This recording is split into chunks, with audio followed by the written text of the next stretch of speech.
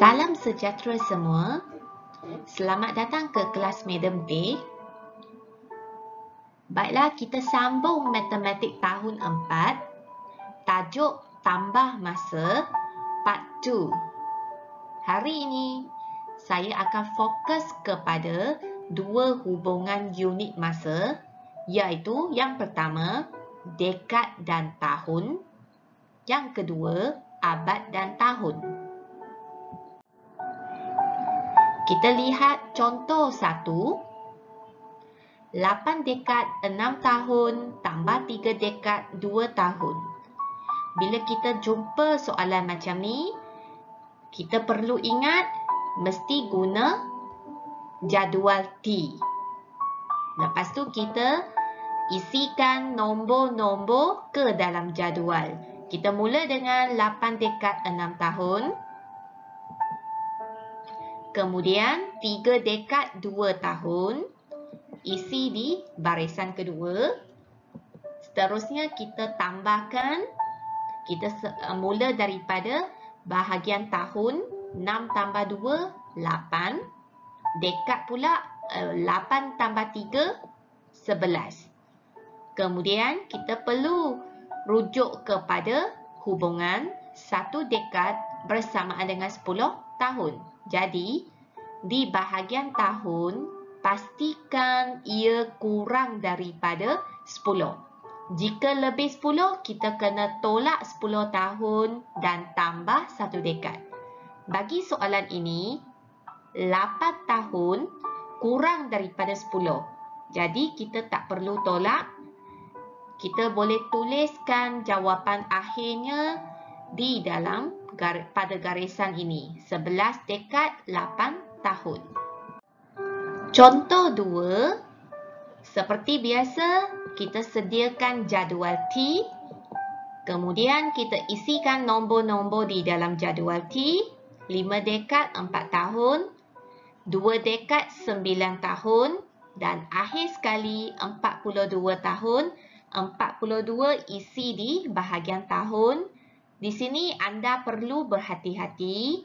Pastikan susunan kamu betul. Sebab 2 adalah rumah sah. 4 ni puluh. Jadi 4, 9, 2 mesti sebaris. Kemudian kita jumlahkan. 4 tambah 9 tambah 2 kita dapat 15. Jadi tulis 1, 5. Kemudian 1 tambah dengan 4 dapat 5. Bahagian dekad 5 tambah 2 dapat 7. Seterusnya kita rujuk hubungan dekad dan tahun.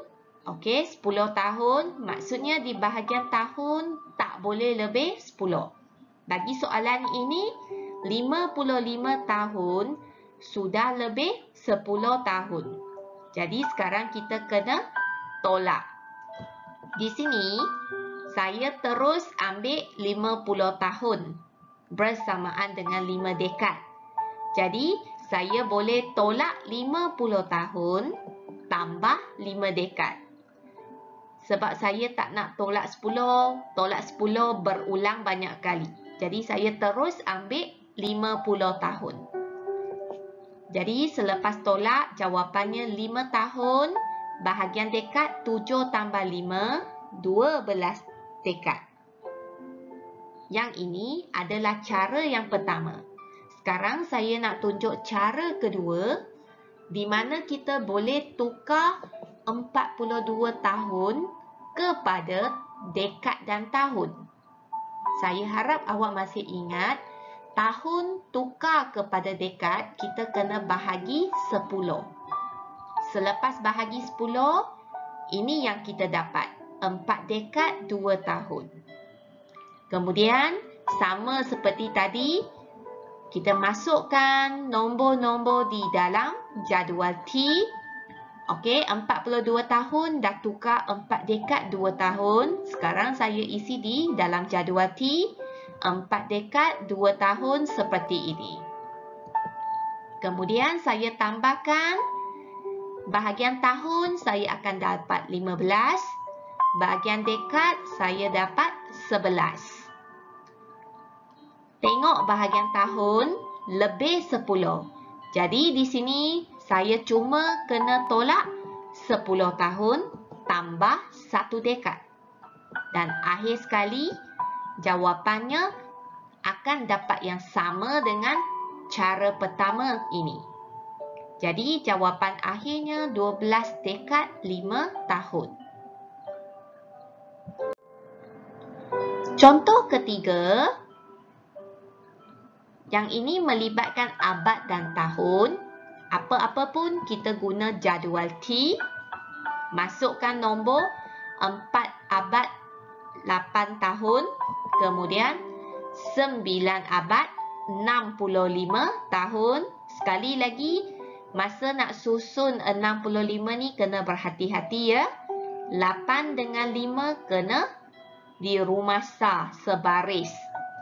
Okey, kemudian kita jumlahkan 8 tambah 5, 13. 6 tambah 1, 7. Okey, 9 tambah 4, 13. Lepas tu kita rujuk hubungannya abad tahun. Yang ini tak boleh lebih daripada 100 tahun. Sekarang kita rujuk jawapan kita 73 tahun. Kurang daripada 100. Jadi, kita tinggalkan ini sebagai jawapan akhir. Jadi, isikan di tempat kosong 13 abad 73 tahun. Contoh yang keempat. Sama juga ada jadual T. Lepas tu 126 tahun. Kita isi di bahagian tahun. 126. 1 abad 10 tahun. Isi dulu. Hati-hati susunan ni. 10 ni. Tengok baik-baik. Seterusnya 92 tahun. Jadi saya masukkan di bahagian tahun 92. Dan kita jumlahkan 6 tambah 2, 8. 9 tambah 1, 10. Tambah 2, 12. Dan akhir sekali sini 2. Di bahagian abad pula 1. Okey. Bahagian tahun sudah lebih 100. Jadi di sini saya tolak 200 terus. Okey. 1 abad 100 tahun, 2 abad 200 tahun. Jadi saya tolak 200 tahun tambah 2 abad. Seterusnya saya dapat 28 dan bahagian abad 3 abad.